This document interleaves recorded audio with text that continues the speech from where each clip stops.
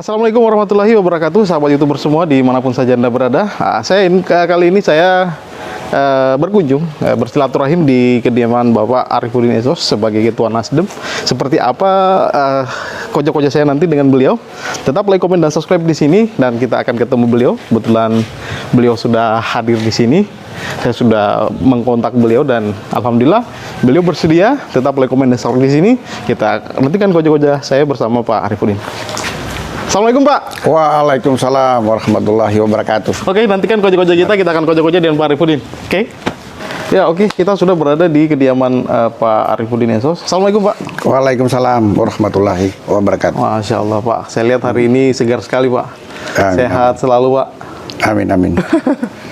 Nah, saya ingin koja-koja kemarin itu kegiatan Nasdem di Kota Bau-Bau sangat semarak sekali karena di mana-mana ada baliho rapat koordinasi dan ada Pak Gubernur di situ. Yeah. Nah, boleh cerita soal ini sedikit Pak? Iya, memang pelaksanaan Rakorda bersama kemarin itu sesuai dengan petunjuk dan arahan oleh Ketua DPW Partai Nasdem Provinsi Sulawesi Tenggara, Bapak Kakak Haji Ali Mazhar SH selaku Gubernur Sulawesi Tenggara. Oleh karena itu, setelah diberikan arahan dan petunjuk, maka kami sudah mempersiapkan pelaksanaan Rakorda bersama, yaitu Bau-Bau, Buton Selatan, dan Buton Tengah, sekaligus dilaksanakan di Bau-Bau. Dan atas rekomendasi itu, saya ditunjuk oleh Ketua DPW Partai Nasdem untuk menjadi Ketua Panitia penyelenggara Rakorda bersama itu. Alhamdulillah, kurang lebih beberapa hari kita persiapkan, maka pelaksanaan Rakorda bersama itu kita gelar dan kita jemput Ketua DPW dan kita gelar kurang lebih 2 hari lamanya, maka pelaksanaan Rakorda bersama berjalan dengan aman dan lancar. Kemudian tentu di dalam pelaksanaan Rakorda itu kan rapat koordinasi daerah, ada target yang kita capai. Pertama adalah kita melaksanakan target kita adalah silaturahmi antar daerah, antar kader-kader Nasdem untuk bisa bertemu di Kota Bau-Bau, yaitu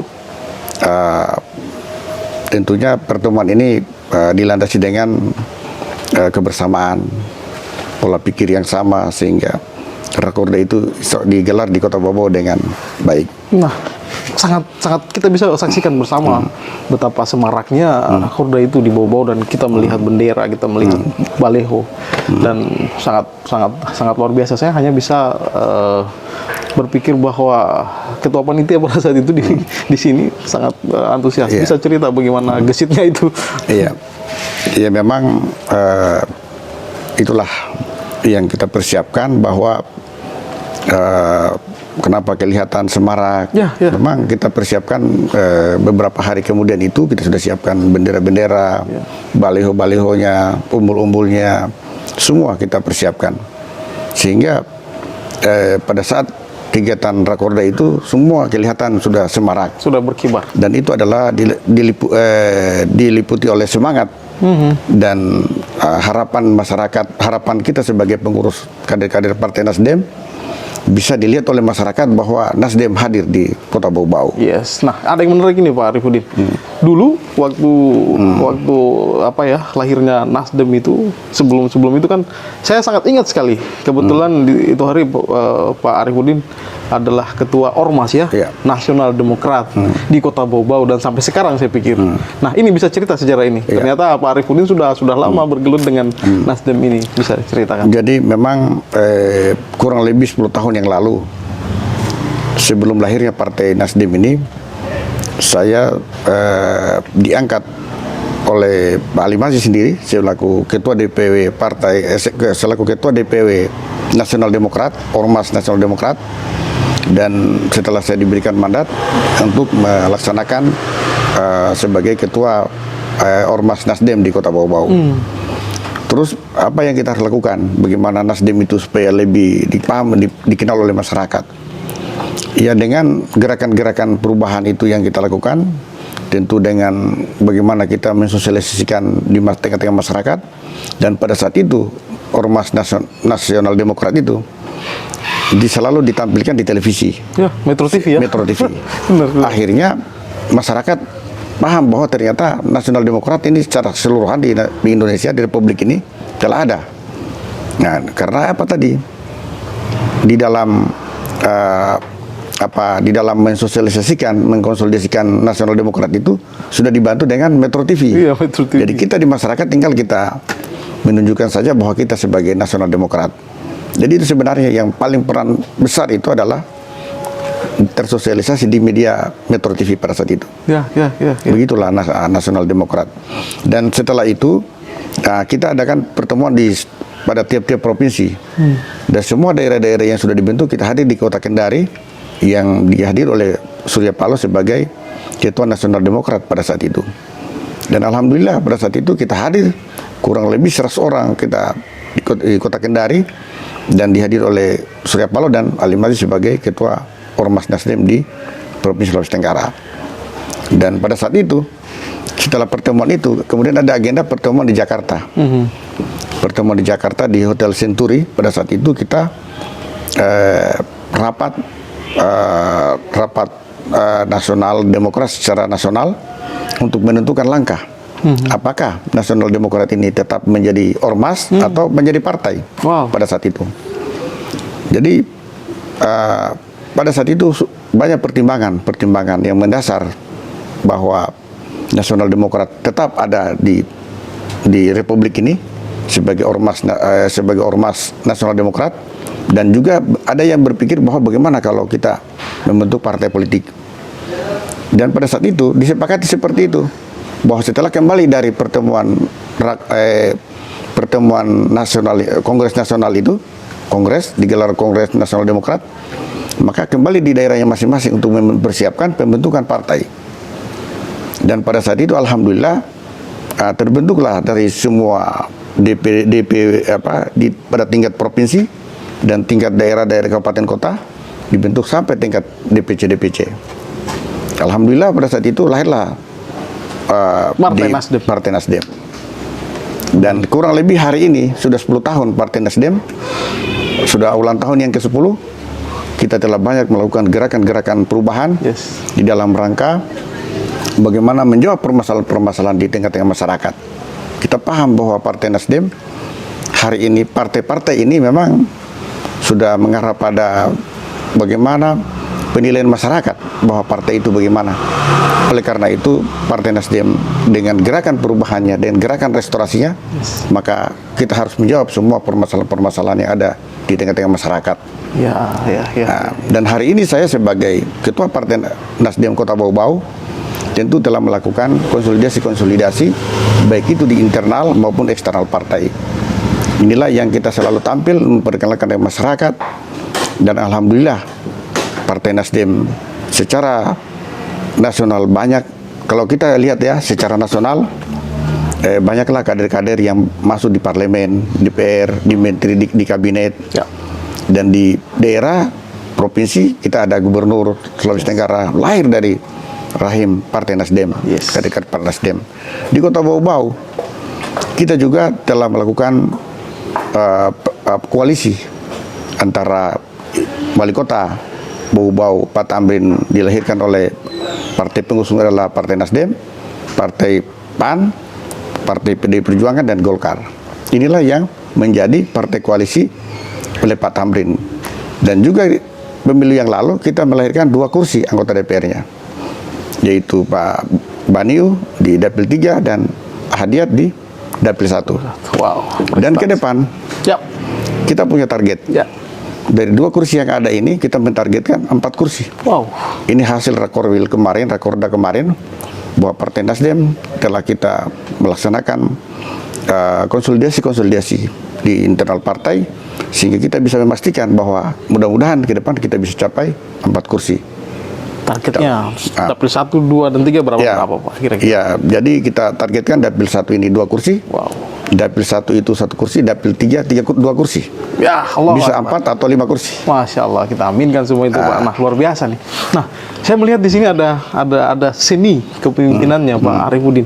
Bagaimana ketika pada saat menjadi ketua Ormas Nasional Demokrat, kemudian sekarang kembali menjadi ketua partai di Partai Nasdem. Nah, di sini ada seni kepemimpinan. Nah, saya ingin tahu ini Pak, saya ingin gali sedikit bagaimana pandangan Bapak terhadap pemimpin dan kepemimpinan itu sendiri. Iya. Jadi yang pertama memang bagaimana kita melahirkan pemimpin itu. Pemimpin kan berarti kekuasaan.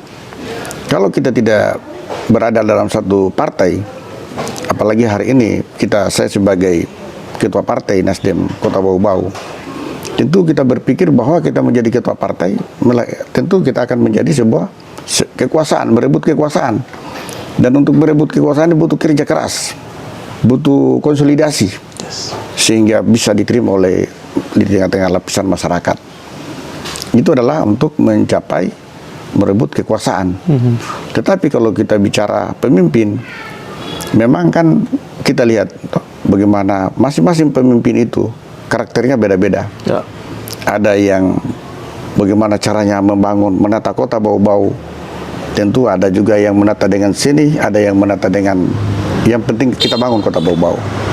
Ini mudah-mudahan ke depannya kita lebih melihat bahwa bagaimana kota Bau-Bau yang begitu indah, begitu cantik ini, begitu ramah masyarakatnya, begitu budayanya begitu bagus, dengan tingkat moralitas juga yang bagus.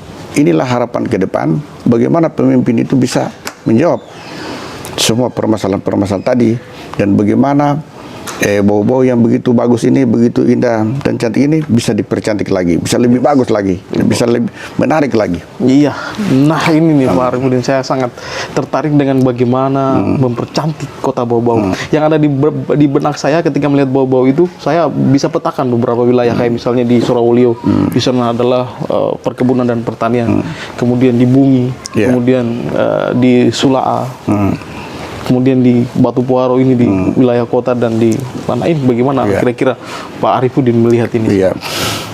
Jadi memang di Surawolio itu dia sebagai daerah pertanian, zona pertanian. Memang di sana perlu dibutuhkan sebagai kita buat sebagai program hortikultura.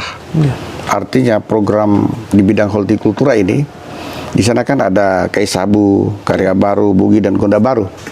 Jadi di sana memang harus butuh bagaimana penanganan yang efektif dan betul-betul bisa masyarakat ini bisa dijadikan mandiri. Kalaupun ternyata di Kaisabu dilihat nanti kira-kira prospeknya menanam satu jenis tanaman saja dulu. Misalkan di sana ditanam semangka. Maka di Kaisabu itu semangka terus semuanya kita arahkan. Jadi semua kita arahkan untuk bagaimana di manajemen oleh Dinas Pertanian, bahkan semua OPD-OPD itu bergerak ke sana semua, arahkan. Kemudian di Karya Baru juga begitu. Kita kira apa umpamanya di sana labunisasi.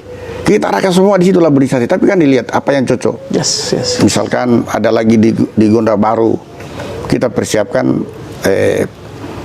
taruhlah buah apa namanya yang bisa dilihat oleh masyarakat, sehingga di situ adalah produk yang memang betul-betul yang unggulan, hortikultura yang memang betul-betul menjadi harapan masyarakat, menjadi suatu patokan masyarakat bahwa di sana ada tadi taruhlah laborisasi, daya tarik.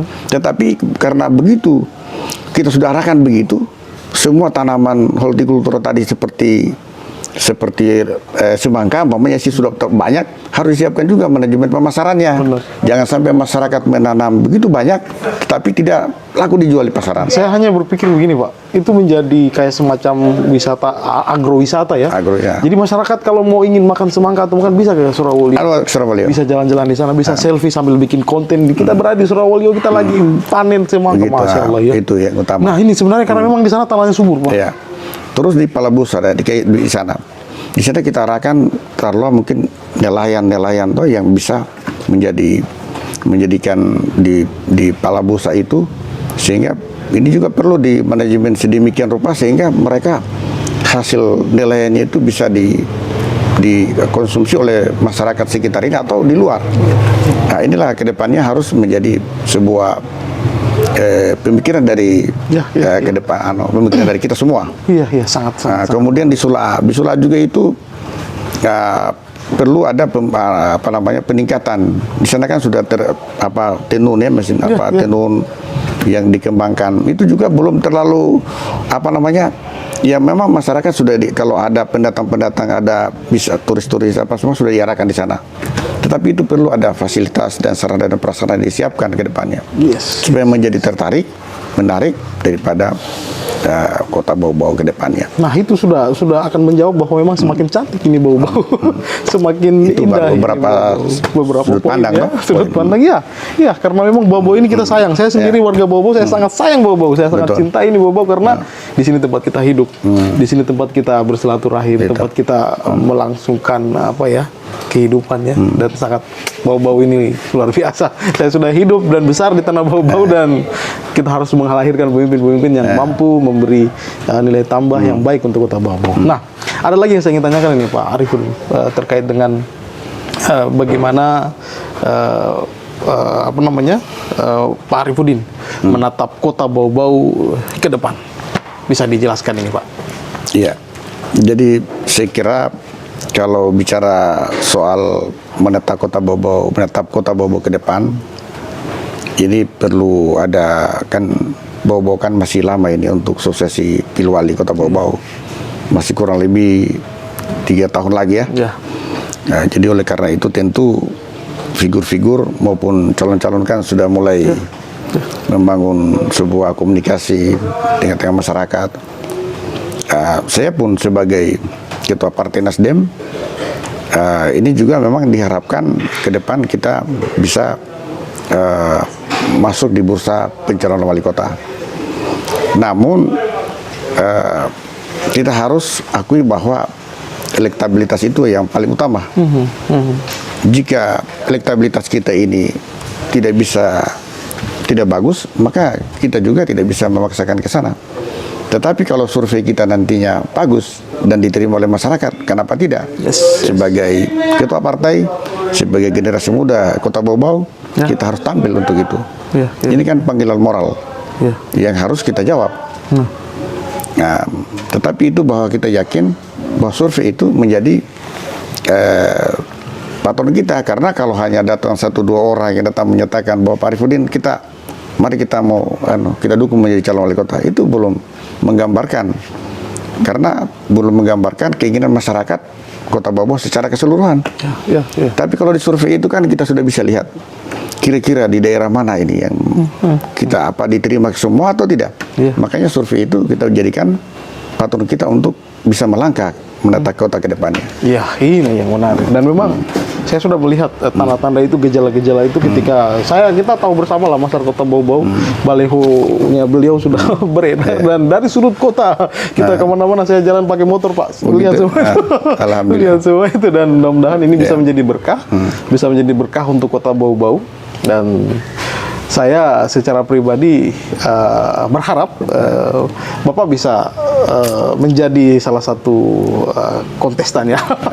Harapan sih Pak, mudah-mudahan bisa terrealisasi. Dan baik Pak, saya ingin koja-koja lagi, mungkin saya akan menggali Bapak adalah seorang pengusaha juga ternyata. Oh iya. Nah, ini boleh ceritain, ternyata Bapak ini ternyata pengusaha juga, bisa cerita, berbagi informasi kepada kita semua. Silakan. Iya, memang saya di kota Bau-Bau ini sudah dianggap sebagai pengusaha properti sejak tahun 2014, setelah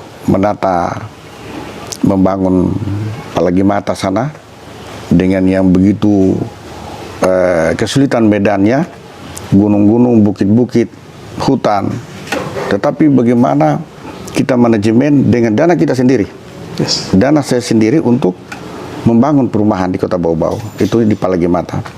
Alhamdulillah sekarang kita sudah kurang lebih 400 unit itu, dan kita tata dengan sedemikian rupa yang tadinya mungkin tidak ada rumah, tidak ada jalan, tidak ada fasilitas di sana. Sekarang dengan adanya kita bangun perumahan itu menjadi masyarakat bisa dia nikmati.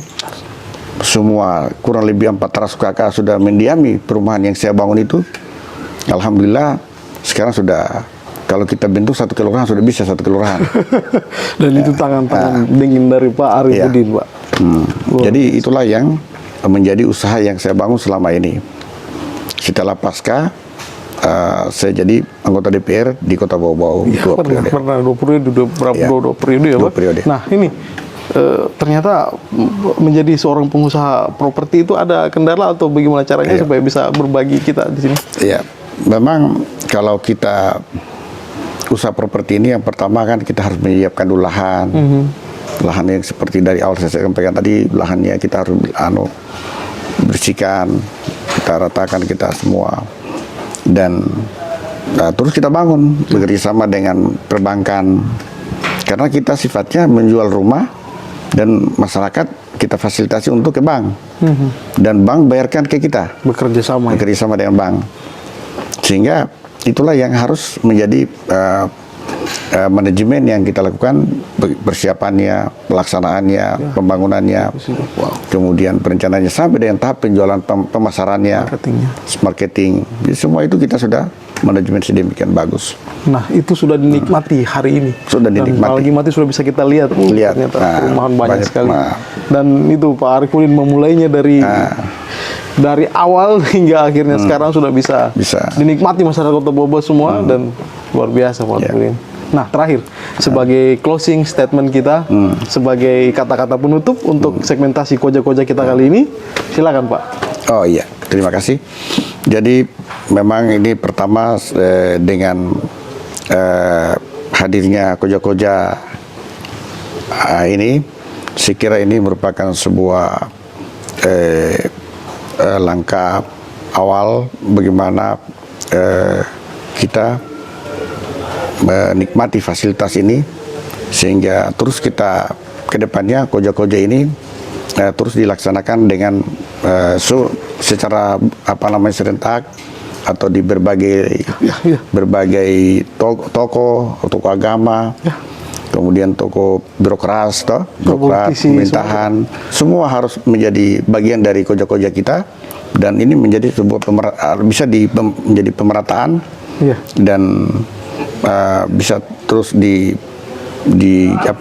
digenjot potensi-potensi melalui potensi-potensi toko-toko masyarakat tadi bisa dimuat ke permukaan, sehingga masyarakat paham bahwa inilah koja-koja yang baik untuk Kota Bau-Bau.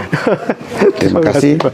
Assalamualaikum warahmatullahi wabarakatuh. Nah, ini alhamdulillah kita sudah berhasil koja-koja dengan beliau, karena sudah lama sekali saya ingin koja-koja. Dari dulu saya sudah WA. Nah, baru sekarang disampaikan. Dari dulu saya sudah WA. Kapan kita koja-koja ini Pak Arifudin? Saya ingin sekali koja-koja satu frame dengan Bapak, dan terima kasih banyak sudah stay di sini.